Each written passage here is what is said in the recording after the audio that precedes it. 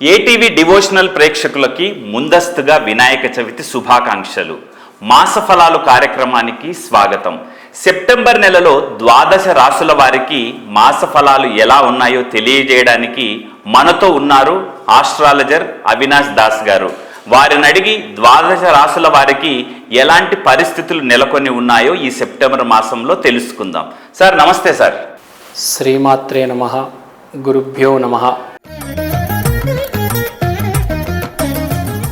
September నెల మాస ఫలాలలో తులారాశి వారి గ్రహస్థితి ఎలా ఉంది? తులారాశి వాళ్ళ గ్రహస్థితి చెప్పుకోదగ్గ గ్రహస్థితి. లగ్నంలో శుక్రుడు, 6వ ఇంట్లో రాహు, 11వ ఇంట్లో బుధుడు. అంటే ఆరోగ్య ఇంట్లో శుక్రుడు, జాబ్ చేసే ఇంట్లో రాహు, వ్యాపారం చేసే ప్లేస్లో బుధుడు ఉన్నాడు. దీన్ని బట్టి ఏమర్థమైందంటే ఆరోగ్యం చాలా బాగుంది. ఎల్లోపతి మెడిసిన్స్ బాగా పనిచేస్తాయి. ఏ సమస్య రాదు, ఇంపాసిబుల్. వచ్చిన ఎల్లోపతి మెడిసిన్స్తో క్యూర్ అయిపోతుంది. So no need to worry. ఆరోగ్యం సూపర్ ఉంది వీళ్ళకి, తులారాశి వాళ్ళకి. జాబ్ దగ్గరకు వస్తే జాబ్లో అయోమయం పరిస్థితి ఉంది. ఏం జరుగుతుందో అర్థం కాదు. ఎవరో ఏదో స్కెచ్, ప్లాను, ప్లాటింగ్ వేస్తారు. కొంచెం అర్థం చేసుకోవడానికి ట్రై చేయండి, చుట్టుపక్కల ఏం జరుగుతుందో 4 పక్కల.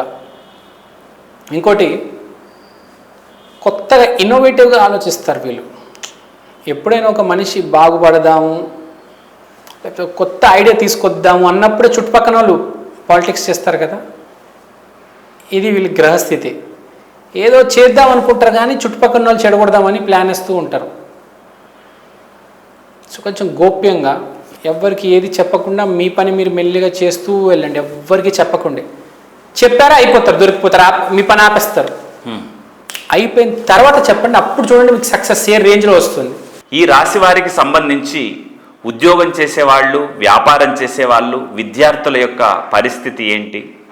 వ్యాపారం చేసే వాళ్ళకి 11వ ఇంట్లో బుధుడు వచ్చి రావడం వల్ల అద్భుతంగా ఉంది.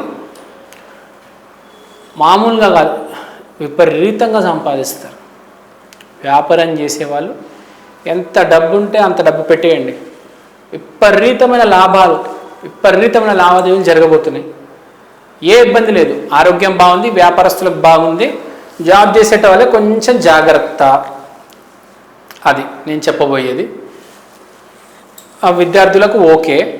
ఈ రాశి వాళ్ళు ఏ దేవాలయానికి వెళ్ళాలి, ఏ దేవతామూర్తిని కొలవాలి, పరిహారాలు ఏంటో చెప్పండి.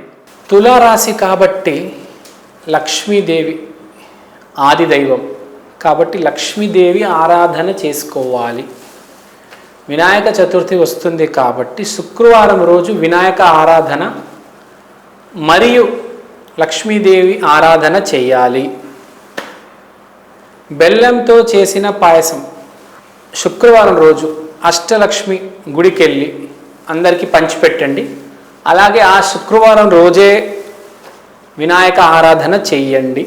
వినాయక చతుర్థి రోజు స్పెషల్ ఆరాధన చెయ్యండి. బుధవారం రోజు కూడా వినాయక ఆరాధన చెయ్యండి. మంచి మాసం, మళ్ళీ మళ్ళీ రాని అవకాశం వదులుకోవద్దు, యూస్ చేసుకోండి. చూశారు కదండి తులారాశి వారి సెప్టెంబర్ నెల మాస ఫలాలు. ఎలా అనిపించింది? మీ తాలూకు అభిప్రాయాన్ని ఖచ్చితంగా కామెంట్ రూపంలో తెలియచేయండి. Hi, this is Shiva Reddy, Tollywood movie and mimicry artist. ETV health, ETV devotional and ETV news. Please subscribe, like and share.